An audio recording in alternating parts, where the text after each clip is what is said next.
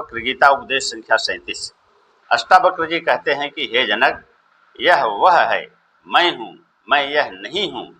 इस भेद को त्याग कर सर्वरूप आत्मा ही है ऐसा निश्चय कर। यदि ऐसा करेगा तो सुखी होगा, क्योंकि द्वैत दृष्टि से ही पुरुष को भय होता है। एक अद्वैत अपने आप से किसी को भी भय नहीं होता है। द्वैत दृष्टि ही दुख का कारण है, उसका त्याग करके तुम सुखी हो। हे शिष्य, तुम्हारे ही अज्ञान से यह जगत प्रतीत होता है और तुम्हारे ही आत्मज्ञान से यह नाश होता है। जो अज्ञान का नाशक हो और अपने आत्मा के स्वरूप का बोधक हो, उसी का नाम ज्ञान है। ज्ञान के उदय होने पर परमार्थ से, हे शिष्य, तुम एक ही हो, संसारी और असंसारी भेद तेरे नहीं है। हे शिष्य, यह जगत सब भ्रांति से स्थित हो रहा है। इस जगत की अपनी सत्ता किंचित मात्र भी नहीं है, ऐसा निश्चय करके तुम वासना से रहित होकर के आनंद पूर्वक संसार में विचरो। अष्टावक्र जी कहते हैं कि हे जनक, इस संसार रूपी समुद्र में तू सदा अकेला आप ही था और रहेगा।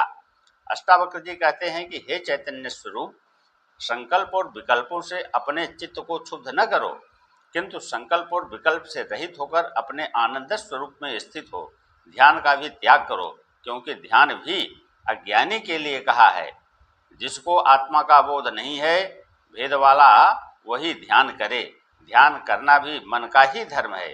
तू तो आत्मा है, अनात्मा नहीं, सदा मुक्त रूप है। ध्यान से तुझे क्या फल होगा, तुम इनसे रहित हो। अष्टावक्र जी कहते हैं कि हे तात, चाहे तुम अनेक शास्त्रों को अनेक बार शिष्यों के प्रति पठन कराओ अथवा गुरु से पठन करो, पर बिना सबके विस्मरण करने से तुम्हारा कल्याण कदापि नहीं होगा। सुषुप्ति से यद्यपि विस्मरण हो जाता है, तथापि सबका विस्मरण नहीं होता, क्योंकि सर्व के अंतर्गत अज्ञान है। वह अज्ञान सुषुप्त में बना रहता है और जीवन मुक्ति को तो अज्ञान के सहित संपूर्ण अध्यस्त वस्तुओं का विस्मरण हो जाता है। इस वास्ते जीवन मुक्ति की इच्छा वाले को सर्व वस्तुओं का विस्मरण करना ही उचित है। अष्टावक्र जी कहते हैं कि हे पुत्र, चाहे तू भोगों को भोग, चाहे तू कर्मों को कर, चाहे तू समाधि को लगा, आत्मज्ञान के प्रभाव से सर्व आशाओं से रहित होकर तेरा चित्त शांत रहेगा। अर्थात आशाओं से रहित होकर जो जो कर्म तू करेगा, कोई भी तेरे को बंधन का हेतु न होगा, क्योंकि आशा ही बंधन का हेतु है।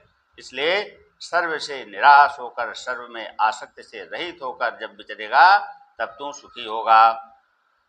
हे शिष्य, संपूर्ण लोग शरीर के निर्वाह करने में ही दुखी होते हैं, अर्थात शरीर निर्वाहार्थ परिश्रम करने में ही दुख उठाते हैं, परंतु इस बात को नहीं जानते हैं कि परिश्रम ही दुख का हेतु है।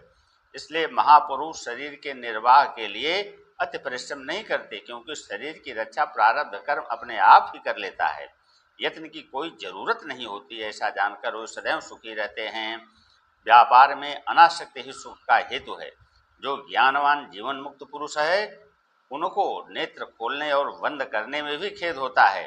जो ऐसा आलसी पुरुष है और संपूर्ण व्यापारों से रहित है, वही सुख प्राप्त करता है। व्यापारवान को कभी भी सुख नहीं होता है। संसार में पुरुष को जितने ही व्यवहार में अधिक प्रवृत्ति है, उतना ही उसको दुख अधिक है, और जितनी ही व्यवहार प्रवृत्ति कम है, उतनी ही उसको सुख अधिक है, क्योंकि वृत्ति की वृद्धि से दुख की प्राप्ति और वृत्ति की निवृत्ति से सुख की प्राप्ति होती है। इस काम को मैंने कर लिया है, इस काम को मैंने नहीं किया है, इस तरह के द्वंद्वों से जब पुरुष का मन शून्य हो जाता है, तब वह धर्म, अर्थ, काम और मोक्ष की इच्छा नहीं करता है। ऐसा जो संपूर्ण द्वंद्वों से और सब इच्छाओं से रहित पुरुष है, वही जीवन मुक्ति के सुख को प्राप्त होता है।